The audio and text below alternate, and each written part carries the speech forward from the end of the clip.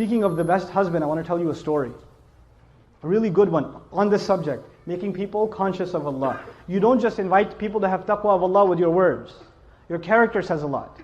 A friend of mine, he became a friend actually on a short trip, told me about how he was raised in a Muslim family.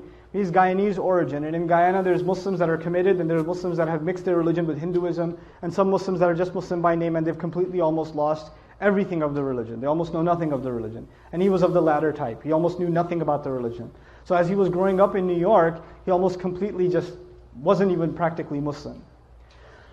He used to, get into fights with his mother. He went to jail a couple of times. He was in gangs, all kinds of stuff. Later on in life, he decides he wants to, he's looking for God.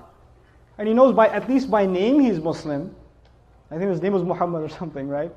By name he's Muslim, so he should look into what religion first? Islam.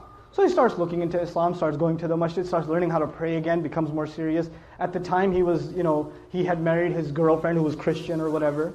Right? He starts becoming more serious about the religion. And then his wife notices that he's praying. And the beer is gone from the fridge. And he's not going out with his drinking buddies. And he doesn't go to Atlantic City on the weekends. He's a different guy.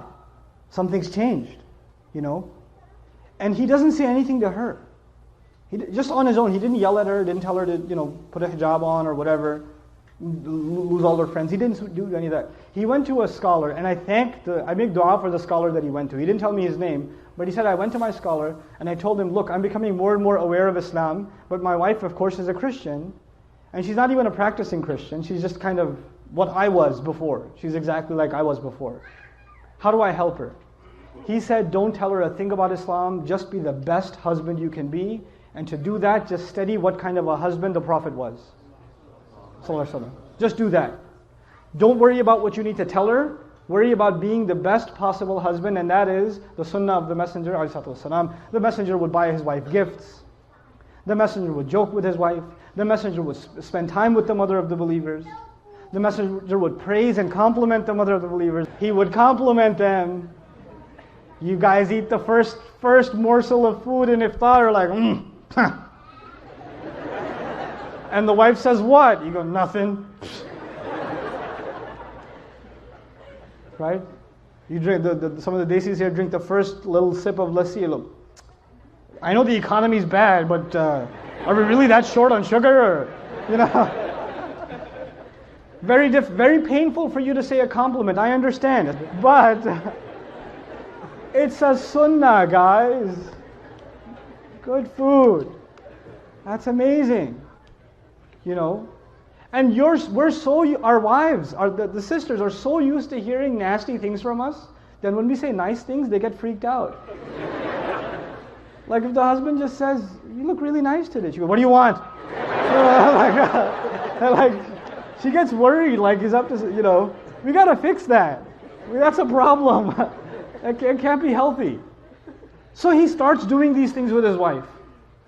And in the beginning, he used to argue with her sometimes about Islam and tell her how Christianity doesn't make sense. How can 3 be 1 and 1 be 3? All those kinds of arguments, you've heard them before, right?